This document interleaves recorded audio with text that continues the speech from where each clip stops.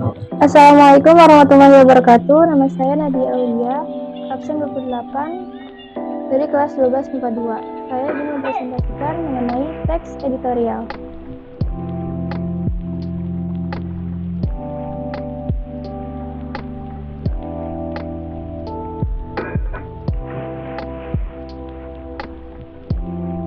Definisi teks editorial. Teks editorial ialah kolom khusus berupa opini tim penulis dan penyusun berita untuk menanggapi suatu isu yang sedang terjadi di dalam lingkungan masyarakat. Isu yang dimuat bisa meliputi masalah politik, masalah sosial, juga masalah ekonomi. Definisi teks editorial menurut para ahli.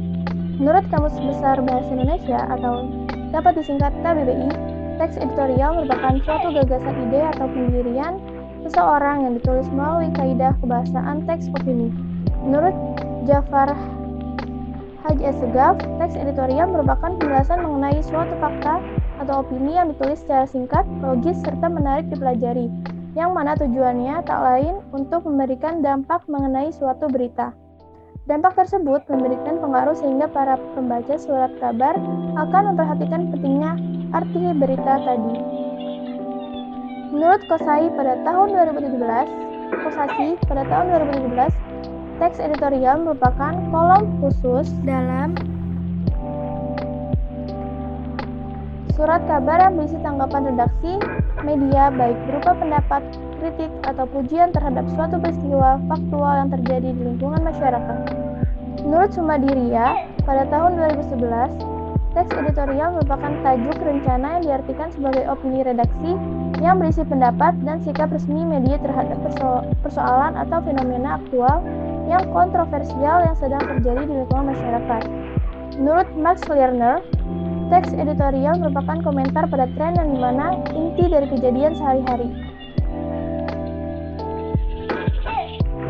Pada teks editorial terdapat 3 jenis, yaitu yang pertama, interpretatif editorial.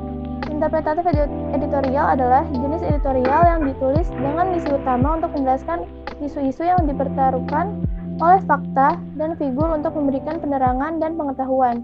Editorial interpretatif bisa bersifat positif, negatif, atau netral. Dalam pendekatan bergantung pada keadaan dan perlakuan penulis editorial terhadap suatu isu.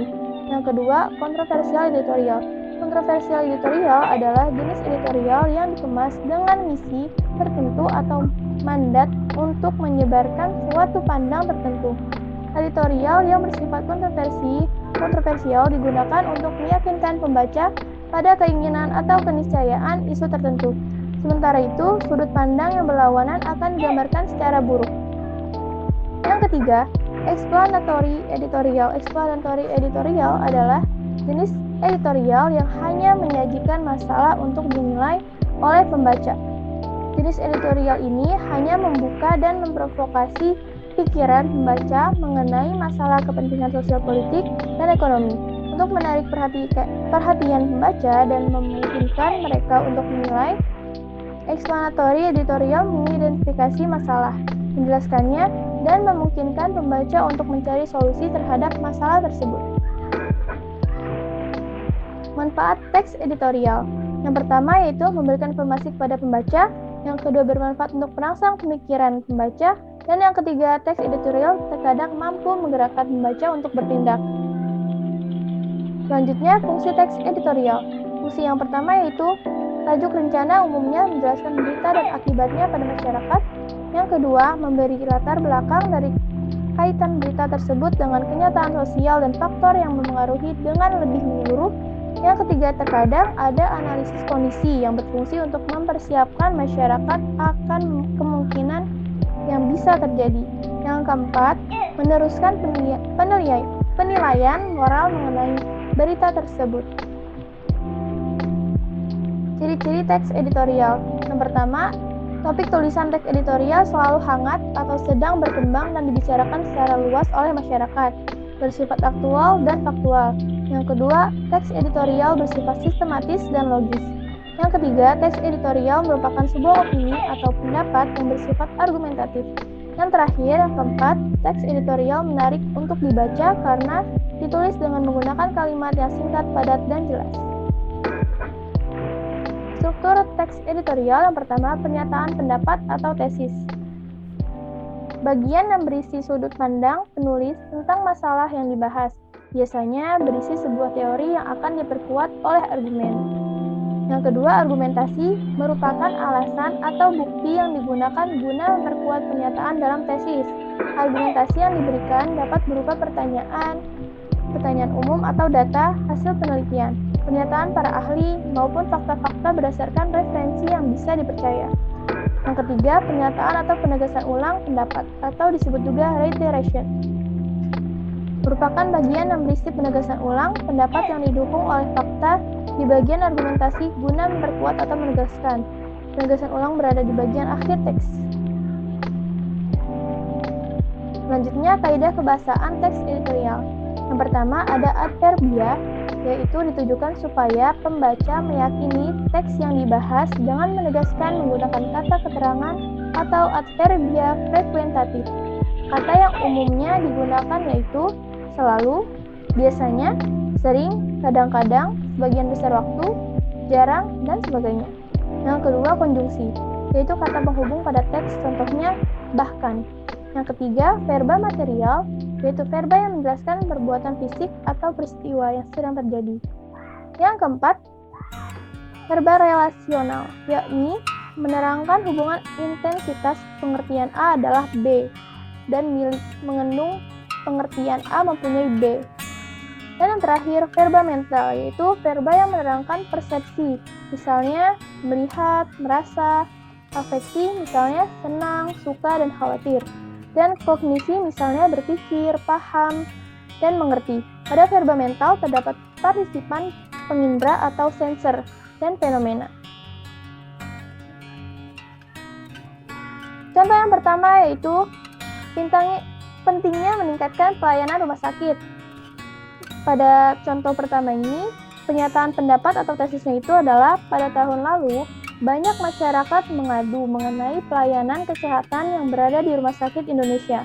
Satu di antara keluhan masyarakat yaitu penanganan dokter untuk melayani pasien yang kurang memuaskan.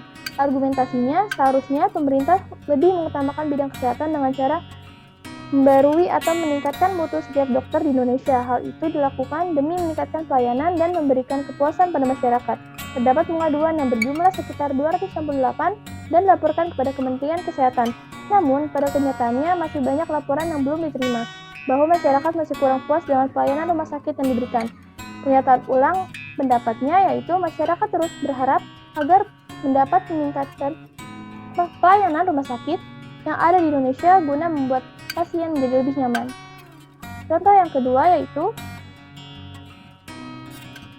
upaya peningkatan mutu pendidikan. Pernyataan pendapat atau tesis pada upaya peningkatan mutu pendidikan yaitu pendidikan merupakan kebutuhan setiap manusia untuk mencapai ilmu pengetahuan dan merupakan kemajuan suatu negara. Pendidikan yang berkualitas sangat penting ditingkatkan agar bisa sejajar dengan negara maju. Namun, nyatanya pendidikan di Indonesia belum begitu bagus dibandingkan dengan negara maju lainnya. Selain setiap lembaga pendidikan harus menciptakan dan mencetak lulusan yang baik serta berkualitas.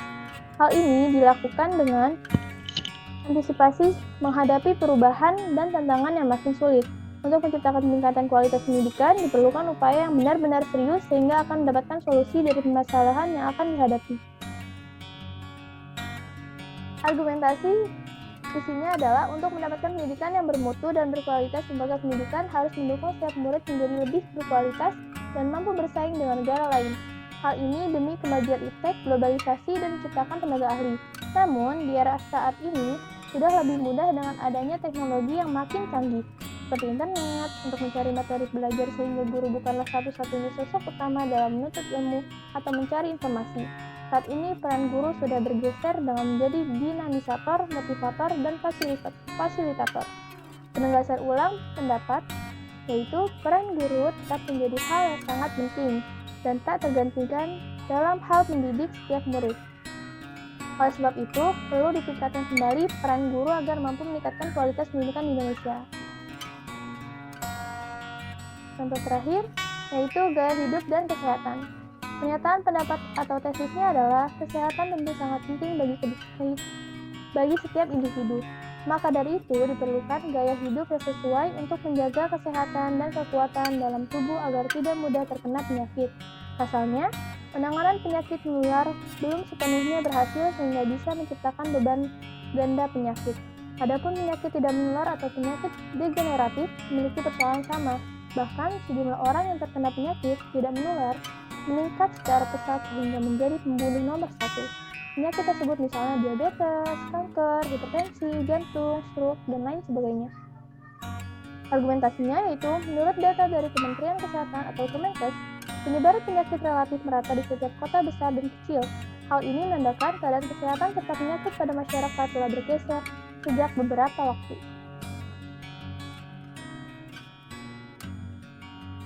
Oleh sebab itu, diperlukan gaya hidup yang baik, seperti menjaga pola makan dan minum, serta memperhatikan kandungan gizi pada makanan yang dikonsumsi.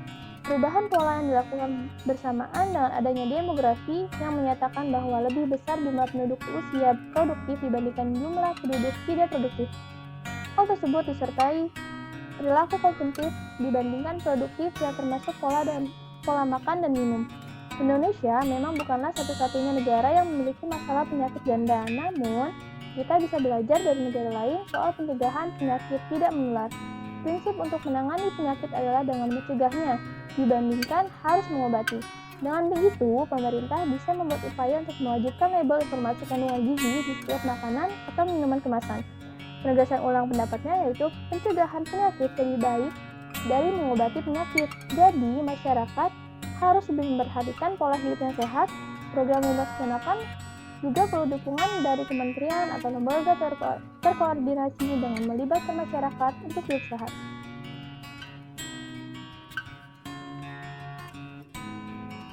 Sekian presentasi dari saya mengenai teks editorial. Wabillahi taufiq wal hidayah. Assalamualaikum warahmatullahi wabarakatuh.